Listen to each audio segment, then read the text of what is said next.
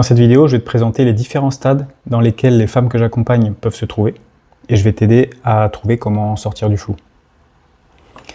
Alors déjà, il y a celles qui sont dans la première phase, le déclic.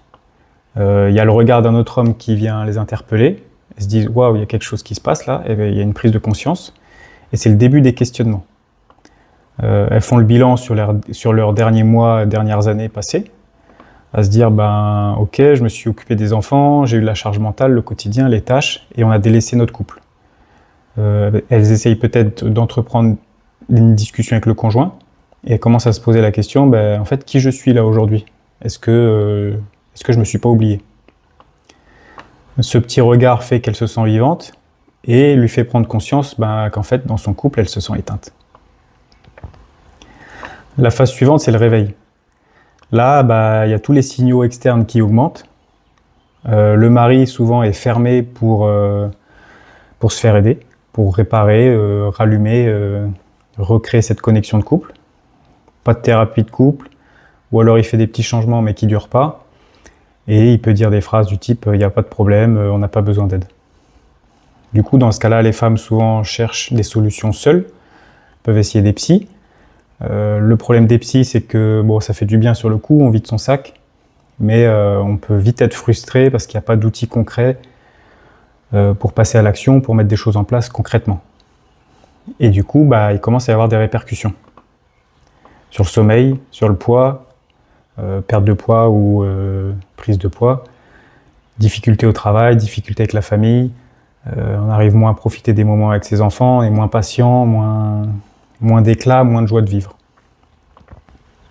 La phase suivante, c'est la phase de bascule. Bah là, en fait, tous les signaux sont tellement gros qu'il commence à y avoir des flirts, et les ruminations avec ça qui s'accompagnent, qui augmentent.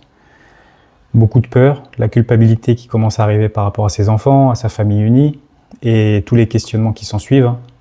Bah là, je ressens plus de désir du tout pour mon mari, j'y arrive plus, j'ai plus d'attirance. Et avec ces autres hommes ou cet autre homme, bah, je me sens vivante. Et donc la question partir ou rester commence à vraiment être au centre des questionnements. Et la phase d'après, c'est quand on se retrouve un peu dans l'impasse. La relation extra-conjugale a commencé. Peut-être qu'il y a des sentiments qui commencent à s'installer. Et donc là, toutes les peurs qu'on a vues avant et la culpabilité bah, se décuplent. Et du coup, bah, là, on cherche quelle décision on veut prendre. Et surtout, on a peur des regrets. Et donc là, il faut se poser la question, bah, qu'est-ce que je dois faire pour prendre une décision qui est alignée avec moi, ma situation, que je ne regretterai pas dans 6 mois, 1 an. Et c'est là l'importance d'aller chercher une mise au point, une mise au clair, la clarté par rapport à cette situation, à ce qui se passe dans sa tête, à ses émotions, à ses ressentis, à faire le point sur son couple, sur sa relation, pour être au clair et prendre une décision depuis l'évidence.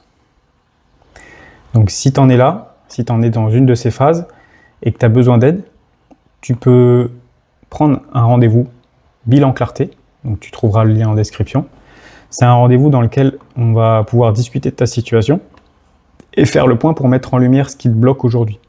Donc je vais te poser des questions, ça peut être des questions des fois un peu inconfortables, mais ça fait partie du processus. Mais l'idée c'est qu'on identifie ensemble ton problème actuel, ta situation, ton objectif, et quels sont les obstacles qui t'empêchent d'y arriver.